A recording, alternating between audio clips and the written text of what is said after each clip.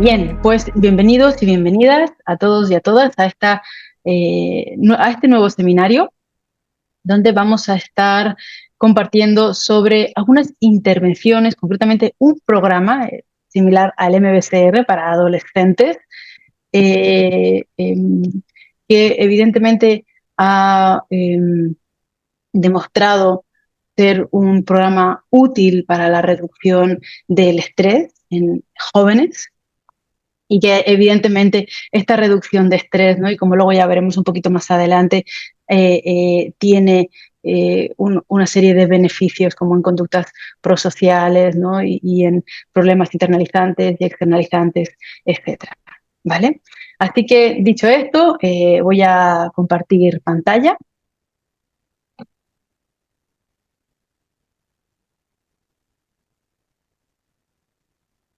para que podamos ir siguiendo todos un mismo hilo.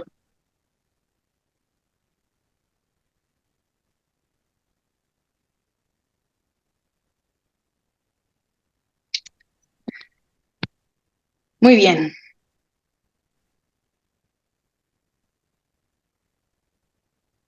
Pues dicho esto, evidentemente es importante hacer como una breve introducción en relación a qué es la adolescencia, aunque entiendo que aquellas personas que estáis aquí presentes o que estáis en alguna otra red social o que eventualmente escucharéis este seminario, estáis más interesados e interesadas en las intervenciones basadas en mindfulness que en comprender la adolescencia en sí.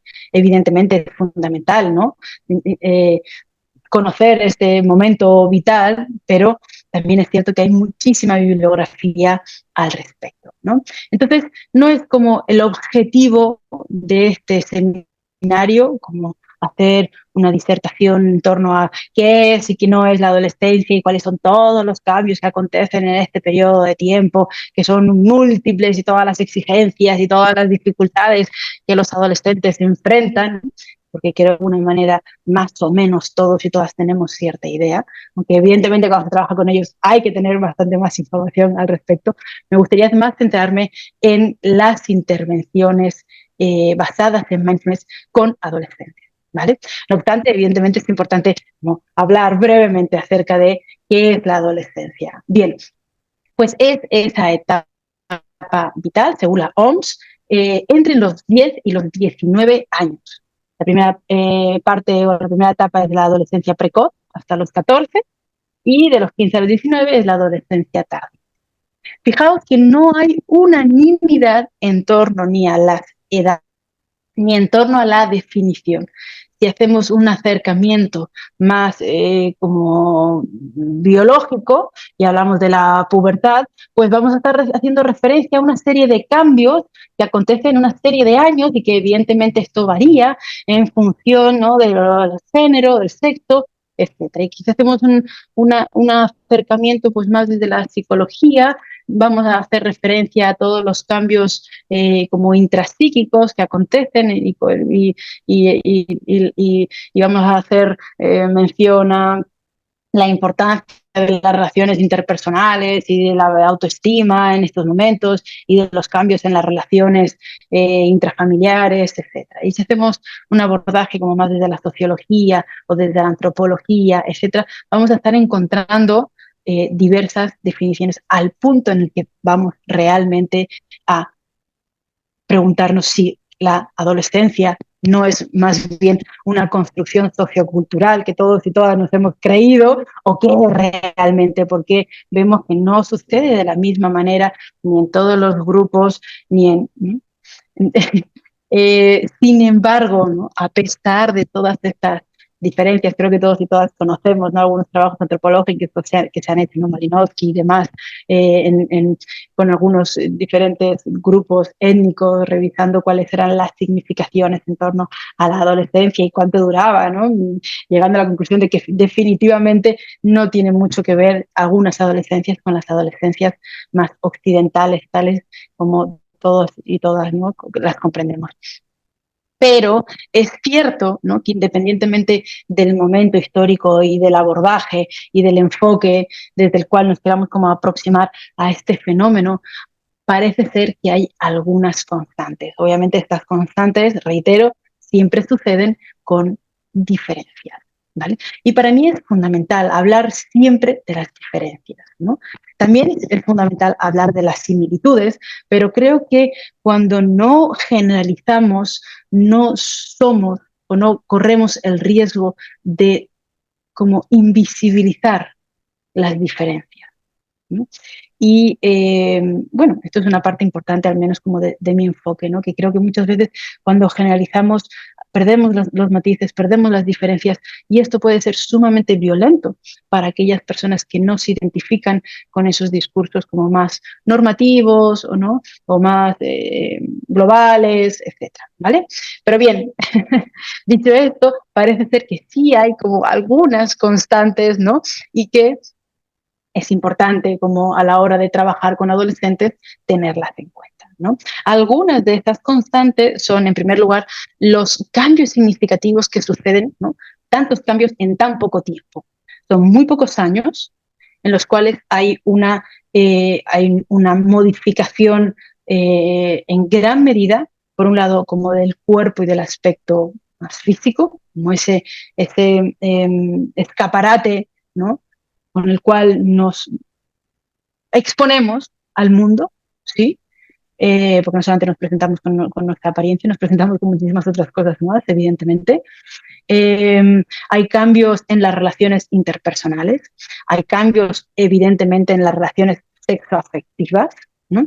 Hay cambios en el desarrollo psicológico, en la madurez, ¿no? Y evidentemente la adolescencia, como todos y todas sabemos, es esa puerta batiente entre la infancia y la adultez, ¿no? Es ese periodo en el cual no somos niños, ¿no? No nos identificamos ni con nuestros hermanos pequeños, ni con nuestros primos menores, ni con los que están en el colegio en clases que van por debajo, ¿sí? Pero tampoco tenemos los recursos ni legales, ni psicológicos, ni emocionales para responder a las demandas y a las exigencias del mundo adulto, ¿no? Entonces hay una profunda como descompensación entre las responsabilidades, las obligaciones, ¿no? Las exigencias y los recursos, ¿sí? Y evidentemente esto genera un gran estrés, ¿sí? Y por último, otra como de esas constantes, ¿no? que me gustaría mencionar es que es un periodo crítico, ¿no? A partir, evidentemente, de todos estos cambios y de todas estas exigencias, ¿no? Del mundo de la vida, donde uno deja de estar protegido por papá y mamá, en el mejor de los casos, porque evidentemente no todos los adolescentes, ni niños y niñas, son o pueden ser protegidos por sus padres, por infinidad de razones, ¿no?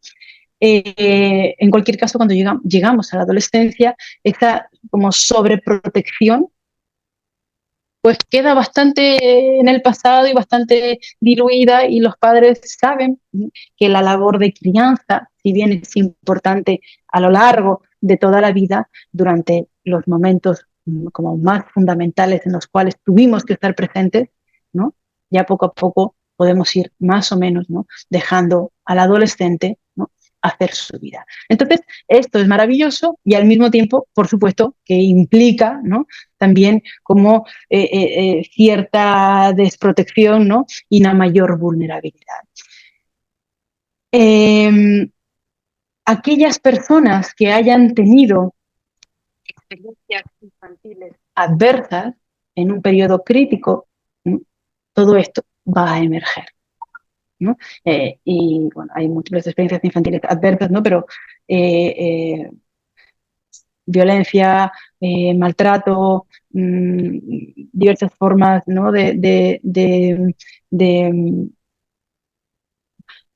como de conductas violentas también, ¿no? Como ignorar, ¿no? O no proporcionar la protección o el cuidado, o estar en un contexto sociocultural donde hay mayores o menos privilegios, pertenecer a un grupo étnico que es racializado, etc. Entonces, todas estas experiencias adversas en la adolescencia van a emerger en tanto vulnerabilidades. Y todas aquellas experiencias como favorables, ¿no? Que diríamos en psicología como de apego seguro, ¿sí? O simplemente como de privilegios, de bienestar, etcétera, también van a emerger, ¿no? No es garantía que cuando haya habido un apego seguro y todo haya ido relativamente bien y haya habido una crianza extraordinaria, que el adolescente o el adolescente no sufra. Eso es evidente que no pasa en ningún caso ni en ninguna vida, ¿no? O que no haya algún comportamiento, ¿no? Tal vez como pues, aparentemente de riesgo o disfuncional, etcétera, ¿vale? Y tampoco es garantía de que cuando han habido muchas experiencias infantiles adversas, ¿no? El niño o la niña vaya a tener conductas también de alto riesgo, ¿vale? Siempre hablamos de probabilidades. A mayor haces, mayor experiencias infantiles adversas, mayor probabilidad de padecer problemas psicofísicos, ¿no? En la adolescencia y en la adultez, y a la inversa, ¿no? Entonces, evidentemente, todo esto va a emerger, ¿no? Aquellas experiencias traumatizantes y traumáticas, y todos y todas, en la adolescencia van a ser un soporte, o por el contrario, van a ser como eh, eh, eh, una falta, ¿no? De apoyo, ¿sí? Y además, por todo lo mencionado, cada vez, ¿no? Hay hay un aumento sustancial de diagnósticos en niños y niñas y en adolescentes. Pero concretamente en adolescentes es exponencial el crecimiento de uso de fármacos, ¿sí? Y de desórdenes internalizantes y externalizantes, problemas de conducta, trastornos de ansiedad, trastornos de depresión, estrés, etcétera. Y evidentemente, en un mundo profundamente medicalizado y con una mirada psiquiátrica de los problemas o de los desórdenes, la solución predilecta de muchos profesionales y familias, ¿no? Evidentemente ante, pues, en fin, no lo digo como desde el juicio y la crítica, porque entiendo que por supuesto cada quien hace lo mejor que puede con lo que tiene y con todos los recursos, ¿no? Y muchas veces es el flotador, ¿no? Pero es el uso de fármacos, cuando los fármacos, se ha comprobado que el uso de fármacos en la infancia y en la adolescencia, ¿no? Favorecen otro tipo de trastornos en la adultez, ¿vale? Siempre hablando como decía anteriormente, como de probabilidades, ¿vale? Entonces, reitero lo que sí sabemos, ¿no? Como decía anteriormente, es que cada vez hay un mayor número de adolescentes diagnosticados y cada vez hay un mayor número de adolescentes que consumen algún tipo de psicofármaco para el control de la depresión, trastornos de ansiedad o estrés. Entonces, si bien la mayoría de las intervenciones, bueno, todos y todas sabemos que los adolescentes, donde mayor pasan, el lugar donde más tiempo pasan, es en la escuela. Entonces, muchas de las intervenciones psicoterapéuticas o clínicas o de mindfulness, ¿no? Están enfocadas al trabajo como dentro de esta institución. Y el programa que voy a presentar a continuación, en el MBSR para adolescentes, surge como una intención de crear un puente entre el contexto clínico, médico, y el pedagógico, ¿no? Y el educativo, ¿sí? Para como evitar derivaciones entre los problemas que suceden al interior de las escuelas y que evidentemente tienen que ver con problemas que suceden al interior, ¿no? De las familias, y pues la hospitalización o, como decía anteriormente, diagnósticos, etcétera, que muchas veces tienen un efecto iatrogénico, ¿vale? Entonces, para quienes no conozcan qué es mindfulness, mindfulness es un tipo de atención concreta, ¿no? No evaluativa a la experiencia del momento presente. Nada más, nada menos que eso, ¿no? Es una conciencia no evaluativa hacia la experiencia del momento presente. Y esta conciencia no evaluativa, ¿no? Tiene a su vez algunas otras como particularidades, ¿sí? o cualidades, ¿vale? A las que luego voy a hablar anteriormente y que hacen referencia a esta como no evaluación de la experiencia del momento presente, ¿sí? El mindfulness cuenta con una larga trayectoria en investigaciones y se ha conseguido insertar en el contexto clínico, evidentemente por sus beneficios y por sus beneficios a corto, medio y largo plazo, porque la psicología cognitivo-conductual de segunda generación también, ¿no?, da cuenta de muchos beneficios, pero en ocasiones no tantos a largo plazo, ¿no? Y por supuesto, la farmacología, ¿no?, que implica como toda una alteración y que son finalmente tratamientos bastante más invasivos, ¿no?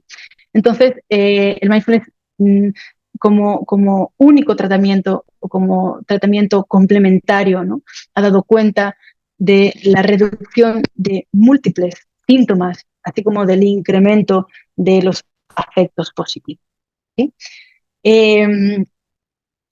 Y para que todos y todas podamos como entender bien a qué me refiero, la práctica de mindfulness genera una serie de cambios que podríamos enumerar en los como siguientes 4 cambios que para, para Holsell, pero para otro autor podrían ser otros, ¿no?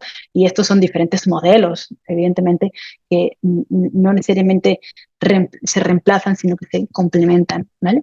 Y Holsell propone que a partir de la práctica de mindfulness, que es lo que vamos a hacer con adolescentes, ¿no?, suceden 4 cambios significativos que están relacionados a su vez con la autorregulación y que evidentemente es un poco lo que todos y todas esperamos y deseamos para cada uno de nosotros y nosotras y para nuestros seres queridos o para quienes acompañamos y con quienes trabajamos.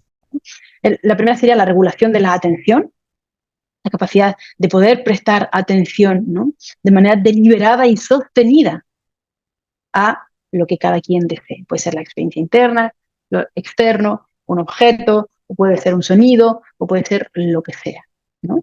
Y a partir de esa regulación de la atención puedo observar, ¿no?, la transitoriedad de los fenómenos, es decir, los cambios de los mismos, ¿no?, lo cual parecen como aspectos normales, ¿no?, y sencillos, pero que tienen un grandísimo impacto cuando los llevamos a nuestra propia experiencia. Cuando ese material que descubrimos a partir de la práctica, claro, entonces nuestros pensamientos funcionan igual, claro, y entonces yo me doy cuenta y cuando me siento así, ¿no?, esto eventualmente va a transitar, ¿no?, y va a cambiar, etcétera, ¿no? Entonces, los adolescentes que son de alguna manera como víctimas, ¿no?, de un sistema educativo muy arcaico. Es la institución que menos ha cambiado en las últimas décadas, ¿no?, y que mantiene un sistema prácticamente idéntico, ¿sí?, que al de sus orígenes, ¿no? Entonces, claro, cuando se enseña regulación emocional, si es que se enseña, pues se hablan de miedo, tristeza, asco, venga, el siguiente, educación sexual, ¿no? Y eso evidentemente no da cuenta de que haya ningún tipo ¿no?, como de aprensión, de incorporación de ese material. Entonces, eh, la idea del mindfulness es a través del aprender a despertar, ¿no?, esa lente interna que todos y todas tenemos, poder descubrir cómo funcionamos, ¿no?, y poder aprender a tomar decisiones de una manera distinta y no tanto como por mecanismos, ¿no?, de defensa, ¿sí?, por cuestiones como de evitación, etcétera, ¿vale? Entonces, bueno, continuando con el modelo de Holsell, otro de los mecanismos del mindfulness, habla de la regulación de la atención, para los que no estáis viendo las diapositivas en este momento. El segundo sería la conciencia del cuerpo. ¿Mm?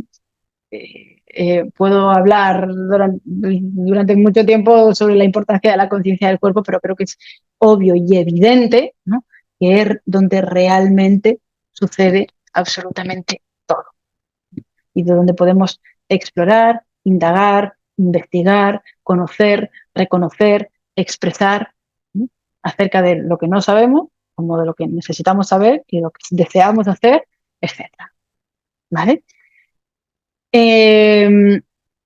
Todo esto genera una mayor regulación emocional, hay un cambio en el significado de las emociones, hay un cambio en la capacidad de poder experimentar emociones, hay una mayor ventana de tolerancia a la experiencia emocional, ¿no?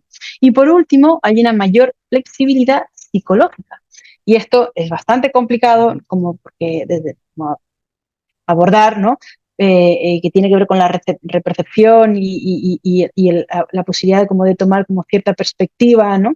De la propia experiencia y como de construir un poco la idea del yo, etcétera. No me voy a como a meter como de una forma como tan específica en eso, ¿no? Pero creo que es como elocuente en sí mismo hablar como de la flexibilidad psicológica, ¿no?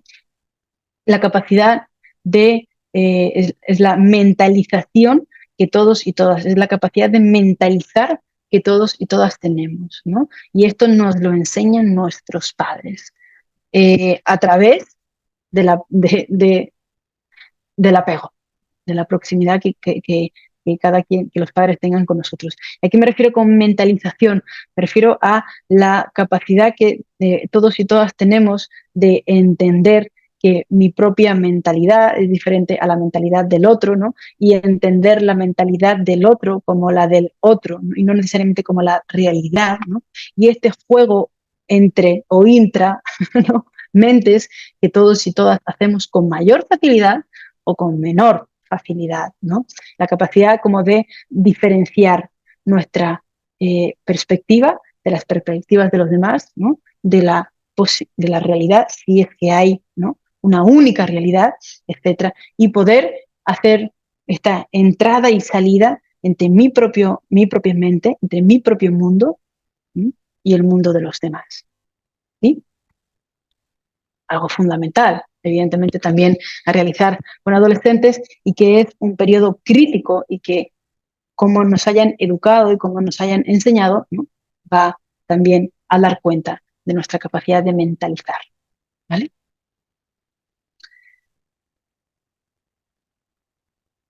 Bien, pues ¿en qué consiste entonces el MBCRT? De teenagers, de adolescentes, y el MBCR es el programa oficial de John Kabat-Zinn, cuyas siglas es Mindfulness Based Stress Reduction o bien reducción de estrés basado en mindfulness. Bien. Y eh, lo he estado mencionando como he estado haciendo referencia al estrés, ¿no? Y ahora el programa pues está como en el título, ¿no? Cuando en mindfulness se utiliza la palabra estrés como un sustituto de la palabra sufrimiento. Pero evidentemente el sufrimiento es como menos más poético, más como subjetivo, ¿no? Como más, un poco más New Age, ¿no? O no se sabe bien el qué. Entonces no ha sido muy conveniente hablar como de sufrimiento por este componente como tan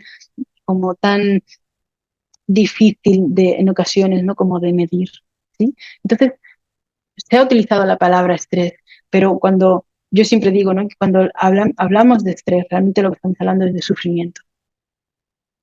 Eh, y, y, y es lo que vamos a trabajar con los adolescentes, ¿no? El manejo de su propio sufrimiento, pero en lugar de sufrimiento vamos a hacer referencia a estrés, ¿no? Que sería en realidad distrés, ¿vale? Este programa evidentemente es una combinación principalmente del MBCR y de la terapia cognitiva basada en mindfulness y obviamente información procedente de la teorías del desarrollo sobre la adolescencia. Siempre que trabajamos en mindfulness con alguna población específica, ¿no? Generalmente nos apoyamos de protocolos que están elaborados previamente y de información fundamental con quien sea que vayamos a trabajar de esa población. Cuáles son las particularidades, cuáles son los miedos, cuáles son los sufrimientos, cuáles son las causas, cuáles son las consecuencias, ¿no? Qué es lo que, cuáles son los mensajes sociales que están como teniendo que recibir y manejar, cuáles son los estigmas, etcétera. Porque van a ser también los puntos en común que sobre los cuales vamos a tener que ir trabajando y que además, ¿no? Van a generar esa sensación como de, de, de experiencia compartida, ¿no? Entre todos y todas los y las participantes. ¿Cuál es el formato de este programa? Es un programa eh, como un MBCR de 8 sesiones y una sesión como de introductoria, ¿no? Pero en lugar de ser de 2 horas y media, es de 1 hora y media, ¿no? Y las prácticas meditativas, evidentemente, no son de 45 minutos, no llevamos a los adolescentes a ese extremo desquiciante, ¿vale? Pero las prácticas tienen una duración máximo de 20 minutos, ¿no? Y tampoco hay un día completo de práctica, ¿no? Quienes estéis familiarizados con el MBSR o con otro programa de Mindfulness, sabéis que hay un día en el cual hay una jornada intensiva de unas 12 horas aproximadamente de práctica meditativa con espacios y periodos de descanso para comer, ¿no? Prácticas sedentes y prácticas en movimiento. Entonces, eso tampoco, ¿vale? Eh, y como decía anteriormente, en cuanto al contexto como práctico, es un puente entre el ámbito educativo y psiquiátrico, ¿m? Y que se puede utilizar de manera exclusiva, ¿no? O que se puede utilizar de forma coayudante con otro tratamiento o de otro tratamiento, ¿vale? Se ha investigado que no hay ningún inconveniente y en cualquier caso, ¿no? Genera beneficios en conductas prosociales, mayor participación en el colegio, la elaboración de tareas y de deberes, mejor relación con los padres, interpersonales, disminución del estrés, aumento de la autoestima, ¿vale? Entonces, eh, bueno, cosas que obviamente son fundamentales para la promoción de la salud.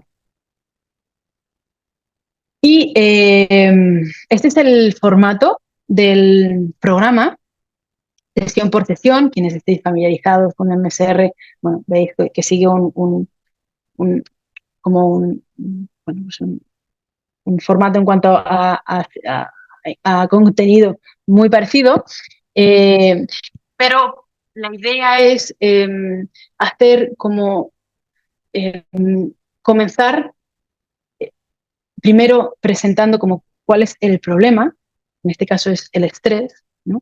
Cuáles son las experiencias que nos van generando estrés y irse metiendo en la vida de los adolescentes al mismo tiempo que vamos dando herramientas de mindfulness. Entonces, se entregan herramientas de mindfulness de programas clásicos como el escaneo corporal o la meditación sedente o sentado, ¿no? O movimientos conscientes o yoga o paseos meditativos, ¿no? O mindfulness en movimiento o mindfulness con alimentación, ¿no? Y otras prácticas que son como exclusivas de este programa y que tienen que ver o que más bien buscan poder indagar en los problemas concretos de los y las adolescentes, ¿vale? El objetivo es que al principio el participante o la participante comprenda qué es mindfulness, ¿no? Que es la conciencia, como decía anteriormente, es la atención que surge en el momento presente. Y luego ya le vamos a ir enseñando que no solamente es la conciencia de qué es lo que hay en el momento presente, sino que es una conciencia, ¿no? Como amable, ¿no? No evaluativa, ¿no? Pero claro, es todo una enseñanza gradual, ¿sí? Entonces, bueno, vamos a verlo brevemente, ¿no? Con este esquema que os comparto, ¿vale? La primera sesión, evidentemente, siempre es de presentación y se presentan como el encuadre del programa. Es fundamental para todos y todas siempre saber cuáles son los límites. Yo siempre digo, hay una frase que a mí me gustaba mucho de Laura Perls, la mujer de Fritz Perls, de la terapia gestal, que decía que sin límites no hay compromiso. Y a veces es más importante el encuadre y como esas reglas que dan como cierta seguridad, ¿no? Y un contexto de seriedad, de contención, ¿no? De cuidado, de protección, y que eso facilita todo lo demás. Entonces, es fundamental, ¿no? Y en esta primera sesión, por un lado se presenta qué es mindfulness, qué no es mindfulness, ¿no? Y se explica. Y hay un ejercicio también como propio de este programa, donde los estudiantes o los participantes hablan de cuáles son sus intenciones de realizar este programa, porque posteriormente, ¿no? Por un lado, porque revela que es importante para ellos y ellas en ese momento, y porque posteriormente en la última sesión se va a recoger ¿no? Se van a recoger todas esas intenciones y se van a revisar. Muchas veces, ¿no?, las intenciones de la primera sesión no tienen mucho que ver, ¿no?, con las intenciones del final y con los aprendizajes, ¿no? Y es una oportunidad para poder como desterrar, ¿no?, lo que a lo mejor se dijo y poder hacer como nuevos propósitos. Y al mismo tiempo se les invita a los adolescentes que, si bien esa es su intención en el programa, que puedan al mismo tiempo soltarla, ¿no? Algo como bastante ambivalente y disruptivo, porque los adolescentes generalmente reciben siempre el mensaje, ¿no?, de que hay reglas y que deben de cumplirlas, y de que quiénes son ellos para no cumplirlas, y que tienen que aferrarse, ¿no?, y etcétera. Y aunque luego obviamente hacen lo que quieren, pero aquí de una forma explícita se les invita a no tener que seguir sus propias expectativas, sino que a estar más como atentos y conscientes del proceso, que es realmente lo que va a ir enseñando. Eso siempre, con adolescentes, con adultos, con niños, niñas, ¿no? Bien, bueno, se habla de cuáles son como los agentes del estrés en los adolescentes, cuáles son los aspectos comunes, que luego más les estresan: las tareas, los deberes, los exámenes, la familia, ¿no?, los hermanos, hermanas, las parejas, etcétera, ¿vale? Porque van a ser las mismas situaciones que se traigan posteriormente entre sesión y sesión con las tareas, ¿no? Que no se llaman tareas, sino que se llaman prácticas en solitario o solos, ¿no? En lugar de decir, tenéis deberes para la próxima semana, ¿no?, se utiliza otras palabras. La segunda sesión se ven cuáles son los efectos del estrés en la mente y en el cuerpo, y los fundamentos del mindfulness. Luego os voy a compartir acerca de esta práctica, porque se va a utilizar a lo largo de todo el programa, va a ser como la que abra, ¿no?, y la que y como la actitud que se les va a invitar a los adolescentes a cultivar, ¿sí?, sesión por sesión y semana tras semana. Van a ir cambiando, ¿vale? Hay algunas otras prácticas del MBCR, como el ejercicio de los 9 puntos. En la sesión anterior hubo una práctica de alimentación consciente, que suele ser las prácticas de alimentación consciente, como muchas otras de mindfulness, que no son sentados o sentadas, ¿no?, muy elocuentes y muy como gráficas y descriptivas, porque nos enseñan qué es la atención plena sin tener que estar en un cojín con las piernas cruzadas, ¿no?, en posición de loto, meditando, ¿no? Lo primero que queremos transmitir en un programa de mindfulness, ¿sí?, es que mindfulness no es la postura de meditación, ¿no? A través de esa postura o de una otra, porque también se puede meditar sentado, en fin, ¿no? Vamos a intentar cultivar una atención, ¿sí?, sostenida durante un periodo de tiempo más largo o prolongado, pero que esa misma atención, con esas mismas cualidades, podemos despertarla en cualquier momento. Entonces, no vamos a empezar pidiéndoles que la despierten de la forma más aburrida de todas, sentándose, quietos, quietas, parados, ¿no?, sino haciendo algo que todos y todas hacemos, y es comer, ¿vale? Entonces, esta como intención de sacar el mindfulness del cojín, ¿no?, o más bien de no solamente reducir mindfulness al cojín, que es la idea que todos y todas tenemos de meditación, ¿no?, es lo que enriquece los programas muchas veces y lo que genera más curiosidad, ¿no?, y más interés concretamente en esta población, ¿vale? Y evidentemente también prácticas sentados y sentadas van a ser fundamentales, insisto, más cortas, ¿sí? Y sobre todo lo que vamos a ir dando también van a ser como herramientas como de mindfulness que se puedan realizar, ¿no?, en momentos concretos y con relativa facilidad y rapidez, ¿no?, como el espacio de respiración de 3 minutos, ¿sí?, la práctica por claves, etcétera, ¿vale? Bien, en la segunda sesión ya se va a trabajar como con la importancia del cuerpo, ¿no?, y el efecto del estrés en la mente y en el cuerpo, y se van a hacer algunos ejercicios, pues, en movimiento y de body scan, etcétera, para que también los adolescentes comiencen a relacionarse de una forma distinta con su propio cuerpo, porque generalmente el adolescente se relaciona con su cuerpo en función de esta idea como profundamente lineal, ¿no?, que también tiene que ver como con la autoestima, ¿no?, de cuán guapa o cuán fea o cuán no más me parezco al modelo normativo de belleza. Y eso es una forma extremadamente como empobrecida de relacionarnos con nuestro cuerpo y que evidentemente estamos abocados o con la cual estamos abocados, ¿no?, a el fracaso y a la crítica, sobre todo, porque evidentemente ningún cuerpo se parece a esos que están esculpidos por no se sabe bien el qué, ¿no? Entonces, eh, es despertar la curiosidad y la investigación hacia el cuerpo con una atención distinta. En la sesión 3 hay más prácticas de mindfulness, ¿no? Y la atención se desplaza, fijaos cómo vamos aprendiendo qué es mindfulness, mindfulness desde el cuerpo, mindfulness de los pensamientos, y la atención se desplaza más como sobre la importancia de los pensamientos. ¿Qué son los pensamientos? ¿No? Si están los pensamientos más anclados en el pasado, en el ahora o en el futuro, y cuál es la relación de los pensamientos con el estrés. ¿Vale? En la sesión, bueno, todo esto se van dando, como decía anteriormente, prácticas para realizar en soledad o tareas.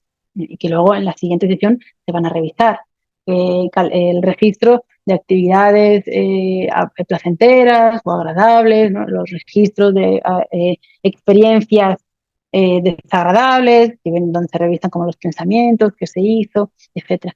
Esos registros son como muy poco populares a veces, ¿no?, entre algunas corrientes dentro de la psicología, son útiles porque ayuda a que podamos organizar nuestra conducta. Y por conducta me refiero a pensamientos, emociones, sensaciones y prácticas. De lo contrario, muchas veces estamos hechos una bola y no podemos diferenciar, ¿no? Y a través de un registro y de la escritura vemos cómo una forma antecede, ¿no?, como una experiencia antecede a la otra, y cómo en cualquier caso son experiencias diferentes. ¿Sí? Y que a lo mejor frente a las sensaciones o las emociones no puedo hacer nada, ¿no? Pero puedo tal vez no creerle tanto a los pensamientos, ¿no? No tomar los pensamientos como la realidad, sino más bien como una voz que está ahí, ¿vale? Y en ocasiones, evidentemente, tomar nota, pero no solamente como la única experiencia, ¿vale? O como la única fuente de información fiable, ¿sí? En la cuarta sesión, en cultivar el cuidado de uno mismo, en la conciencia de las experiencias como agradables. En sesión 5, observar, trabajar con experiencias desagradables. ¿No? En la sesión 6, estrategias conscientes para mejorar la conciencia, la atención y las conductas, y estrategias de afrontamiento positivo, como dejar ir, se cultiva el perdón, la aceptación, ¿no? Y aquí hay un ejercicio en la sesión 6, ¿vale?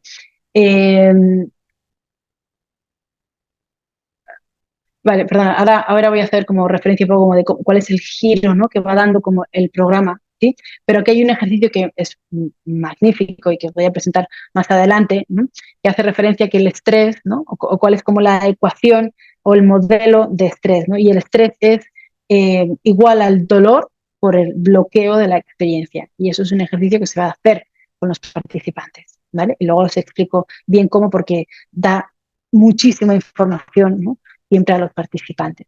Entonces, decía, ¿no?, como en el programa estamos enseñando que es mindfulness, ¿no?, mindfulness del cuerpo, mindfulness de los pensamientos, de las sensaciones, ¿no? Y luego empezamos a llevar también mindfulness evidentemente, como a otros problemas de la vida cotidiana, mindfulness a los medios de comunicación y mindfulness a las relaciones interpersonales, que es la principal fuente de estrés, que es el principal fuente de estrés, ¿no?, para todos y todas. Entonces, luego ahí al final, que son como las últimas sesiones, como estáis viendo, ¿no?, a partir de las 6-7, se hacen algunos ejercicios de role-playing, ¿vale? Sesión 7, resiliencia y relaciones conscientes. La resiliencia se, eh, se produce a partir del cultivo de todo lo anterior, ¿no? Es un aprendizaje gradual. Y en la sesión 8 se hace el cierre y una proyección como a futuro. ¿Cómo puedo duplicar estas 8 semanas, ¿no? Y cómo me veo y qué prácticas me veo haciendo, ¿no? Las últimas sesiones generalmente siempre nos llevan a las prácticas del inicio, a lo que se hizo en el inicio y a la como duplicidad de los programas eh, para las siguientes 8 sesiones. ¿Cómo me veo? ¿Qué prácticas me veo realizando? ¿Cuál puede ser como mi esquema? ¿Cuáles han sido los recursos más útiles? ¿Qué es lo que no me ha servido tanto? ¿Qué es lo que más, ¿no? Ese cierre, evidentemente, es fundamental para revisar cómo entré, cuál ha sido el proceso de aprendizaje, cómo me voy y cómo me proyecto futuro, ¿no? Y a continuación, después de como de este breve repaso sobre el programa,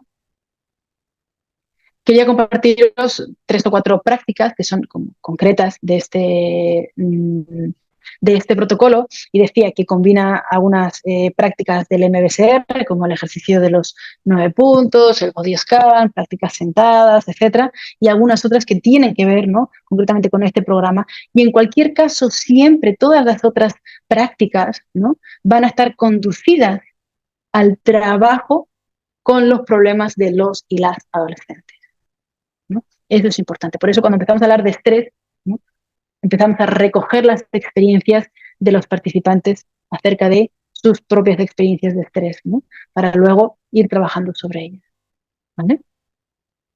Entonces, algunas prácticas y ejercicios, os decía que a partir de la segunda sesión, cuando se sigue como hablando de mindfulness, ¿no?, y les sentamos por primera vez a meditar, después de haber hecho un ejercicio de la uva pasa en la primera sesión, que han entendido en qué es mindfulness fuera del cojín o de la silla de meditar, ¿no?, y ahora sí, ya, bueno, ya se ha tenido como una primera experiencia, ¿no? Bien, ahora hay otras formas, ¿no? Y además date cuenta de que esa atención, ¿no?, que tuviste cuando estuviste comiendo, ¿no?, era una atención con muchas cualidades. Antes hablábamos de una atención no evaluativa, pero esta atención, ¿no?, tiene otras cualidades que están interrelacionadas, no son cualidades como discretas, aisladas, ¿no?, sino que cuando cultivo una, estoy cultivando la otra, y estoy cultivando la otra, y estoy cultivando la otra, y estoy cultivando la otra, ¿no? Pero hay pequeños matices. Entonces se les presentan estas cualidades de la mente, ¿no?, se les explica, y la invitación es a que cada semana cultiven una y observen si las demás personas, no de su grupo, sino de su contexto, cuándo cultivan o cuándo las cultivan también estas actitudes, si lo hacen o no, ¿no?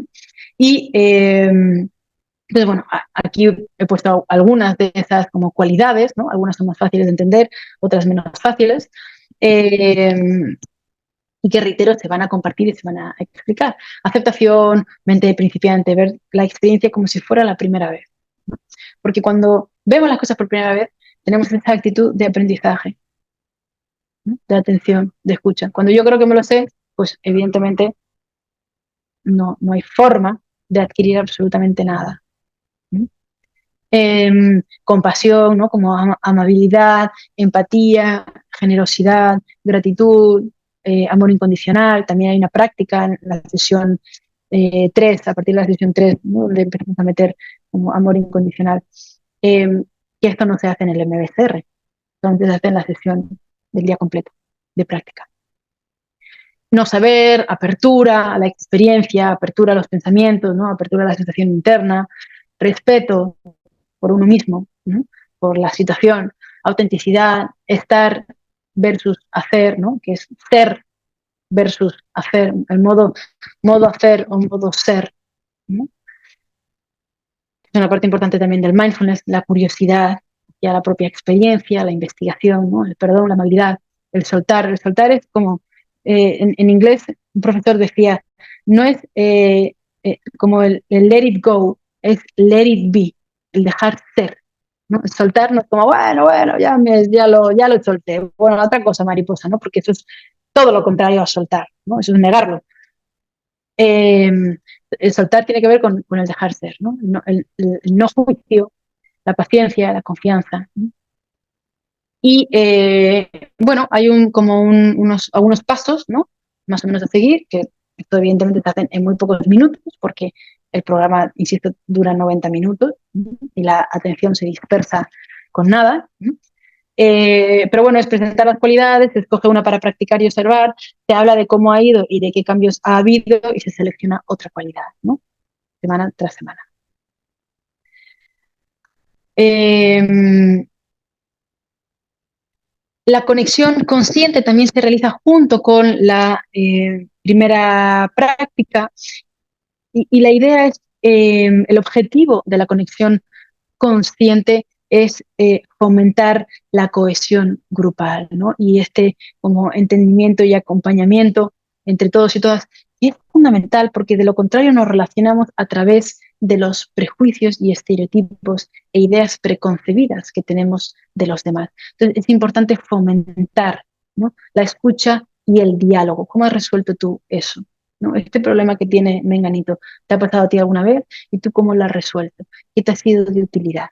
¿No? Fomentar esta, no te aconsejo, no responde, sino el mismo instructor, ¿no? Fomenta la participación, ¿vale? No la triangulación, porque eso puede, al contrario, ser como generar un efecto rebote, ¿no? El contrario, ¿vale? Eh, bueno, los pasos de la revisión de las prácticas anteriores, de cómo ha ido la revisión de las prácticas para hacer solo, ¿no? Como de esas tareas para casa, y cambios y cuáles son los altibajos entre los adolescentes y cuáles son, como decía anteriormente, eh, las formas de resolver esas dificultades, ¿no?, que algunos otros participantes tienen y cuáles son las cualidades de mindfulness que les han ayudado para poder como hacerle frente, ¿vale? La conciencia de los pensamientos. Esto es un ejercicio que tiene más que ver como con la terapia cognitiva, ¿no?, basada en mindfulness y que también se utiliza en algunos otros programas, y se les invita a los participantes a escribir sus pensamientos, como listarlos, ¿no?, por así decirlo, durante 5 minutos, después releerlos y ponerle una P a los pensamientos que sean del pasado, una F a los pensamientos que sean del futuro y una A los pensamientos que sean del ahora, ya que no sabéis qué. ¿Quién pierde en este escenario? En este partido, obviamente los pensamientos de la hora, ¿no? Siempre estamos futurizando o recordando, ¿vale? Y a veces se les puede invitar, bueno, multiplica estos 5 minutos, ¿no? Multiplícalos por 20, ¿no? Y multiplícalos por 40, y 1 hora, y 2 horas, y 3 horas, y 4 horas, ¿no? ¿Y cuántos pensamientos tenemos, ¿no?, en 1 hora? ¿Cuántos son del momento presente? ¿Y cuántos son todos los escenarios terribles y temibles que podrían pasar a futuro? ¿Mm? Todas esas conclusiones a las que saltamos rápidamente, de no me quieren, no le gusto, va a estar todo mal, voy a suspender, no voy a aprobar, los profesores me tienen manía, etcétera, y todas las preocupaciones, ¿no?, y todos los rencores, preocupaciones, no, perdón, las preocupaciones en el futuro, todos los recuerdos, perdón, ¿no?, rencores, juicios de cómo debería haberlo hecho, de cómo debía haberlo hecho mi exnovia o novio, mi madre, mi padre, ¿no?, y todas estas reconstrucciones ficticias del pasado que cada vez que lo recordamos, ¿no?, vamos añadiéndole o quitándole o modificándole, poniéndole y generando en el cuerpo la misma experiencia, porque el cuerpo finalmente, ¿no?, produce la misma sensación interna. Este ejercicio es sumamente útil y les da a los adolescentes siempre los ejercicios en general son muy útiles, ¿no?, más que hablar. Generalmente lo que hacemos en los programas de mindfulness, más que hablar, más que fomentar la palabra, ¿no?, es fomentar la práctica a través de estos ejercicios, a través de los registros, ¿no?, etcétera, ¿vale? O de role-playing o de significación, porque son los que realmente enseñan a uno de sí mismo o de sí misma por sus propios medios.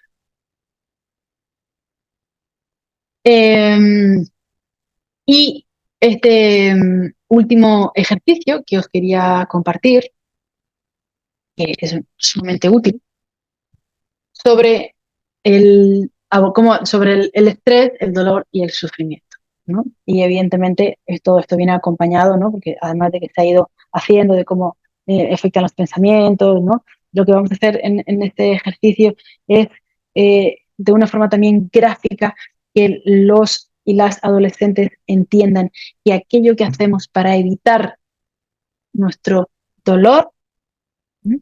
eh, genera más estrés, ¿sí? Y todas aquellas formas para evitar el dolor, eh, que evidentemente cada quien revisa las suyas propias y se hace en lluvia de ideas, ¿no? Y demás, son utilizar, por ejemplo, sustancias para adormecer el dolor, por supuesto, fármacos, ¿no? El maltrato verbal, puede ser, a veces estas formas para evitar el dolor lo incrementan, ¿no? De una manera como muy evidente a corto plazo, siempre lo incrementan a largo plazo, ¿no? O lo pueden como ignorar, hacer como ignorarlo, ¿no? Podemos como regocijarnos en el dolor, ¿no? O podemos ignorarlo, eh, usando más las redes sociales, ¿no? Tomando algún fármaco o alguna bebida, o escapándonos, o huyendo, ¿no? Hay muchas formas también de evitar y de escapar, ¿vale? La rumiación, juzgarse a sí mismo, aferrarse o engancharse al dolor, cambios en la alimentación, en el sueño, evitar la situación, negarla, aislarse, maltrato, etcétera, ¿vale? No hay una única forma, ¿sí? Pues, la gran mayoría de cosas que hacemos con nuestro propio malestar muchas veces son formas de evitar, ¿vale? A veces más funcional, otras veces más disfuncional, ¿no? Y entonces el objetivo de este ejercicio es que los adolescentes entiendan que la forma que tenemos para hacerle frente a nuestro dolor, ¿sí? Puede aumentar o disminuir nuestro estrés. Recordad que estrés es como sufrimiento, ¿vale? El dolor es ese dolor físico o emocional que puedo sentir respecto a una situación, ¿no? Y el sufrimiento es todo aquello que yo hago y que de alguna manera aumenta, ¿no? Ese dolor, ¿vale? Entonces, atención, ¿vale? El objetivo es que los participantes, a través de sus propios registros, identifiquen situaciones dolorosas, ¿no? E eh, sí, identifiquen situaciones dolorosas e identifiquen las formas que tienen, generalmente con el registro de actividades desagradables ya se ve claramente, ¿no? Que tienen como para evitar esas experiencias, ¿vale? Esas experiencias muchas veces incrementan el estrés o el sufrimiento, ¿vale? Y que en este modelo en concreto se llaman conductas de bloqueo, ¿vale? Entonces, los que estáis en Instagram no lo podéis ver, los que estáis aquí en Zoom podéis ver como estas gráficas que se van a hacer porque se utilizan como medidas, ¿no? Entonces, eh, el dolor es el mismo, ¿no? El dolor que yo experimento, dolor físico, ¿no? O dolor emocional, es el mismo, pero lo que lo puede incrementar es la conducta de bloqueo, ¿no? Eh, por ejemplo, evitar conversar, ¿no? O escaparme, o beber y emborracharme, ¿no? O cortarme, o, ¿no? Eso aumenta el sufrimiento o el estrés, ¿no? Según este modelo, como el estrés, pues es lo mismo, ¿vale?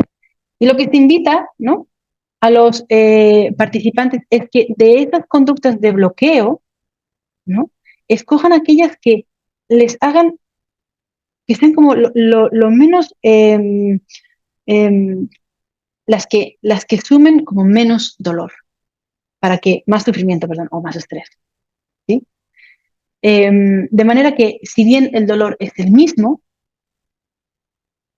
podamos reducir el sufrimiento, ¿vale? Entonces, eh, mi pareja me ha dejado, ¿vale? El dolor del 0 al 100, ¿cuánto es? Un 80, ¿vale? ¿No? El eje el eje vertical, ¿vale? Pues un 80, bastante. Y de las conductas de bloqueo que haces, ¿cuánto aumentan tu estrés o tu malestar? Pues le llamo, estoy permanentemente mirando su estado en las redes sociales, estoy preguntando constantemente a sus amigos y amigas si es que le gusta a otra persona, etcétera, etcétera. Todo esto hace que yo tenga un sufrimiento o un estrés mucho mayor. Todas las conductas, ¿no? que se llaman conductas de bloqueo, ¿no? Hacen que sienta mucho más dolor. ¿Vale? Por tanto, si mis conductas de bloqueo les puedo poner un 90 sobre 100 y al otro le he puesto un 80, ¿no? El resultado, pues 80 por 90 sería, ¿no? un malestar enorme. Ahora bien, si a mi misma experiencia de dolor reduzco conductas de bloqueo, ¿no? Y no hago todo eso, no hago prácticamente nada, y simplemente con todo lo que he ido aprendiendo a lo largo del programa, me permito experimentar el dolor, aunque el dolor sea de 80, que habíamos dicho anteriormente, pero las conductas de bloqueo son menos, la experiencia resultante de sufrimiento o estrés va a ser mucho menor. ¿Vale? Entonces, esta va a ser también un ejercicio para casa que se les va a pedir a los participantes de la segunda mitad del programa en adelante, para que entiendan cómo la forma en la cual gestionamos nuestro propio dolor puede aumentar nuestro estrés o disminuirlo, aunque no podamos cambiar la situación. Pero con estos gráficos y con su propia lista, ¿no? de conductas de bloqueo o de evitación del dolor, ¿vale? Lo van a entender de una forma mucho más gráfica y de una forma mucho más útil. ¿Sí? Así que, bien, esto sería como algunas prácticas que quería compartir sobre el programa. Finalmente, algunas como reflexiones de cara al acompañamiento que nosotros siempre compartimos, ¿no?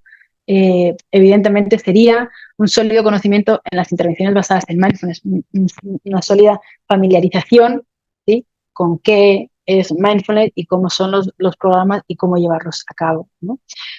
En segundo lugar, una lectura crítica de los estigmas, ¿vale? Que pueden estar mediando la experiencia de los y las adolescentes.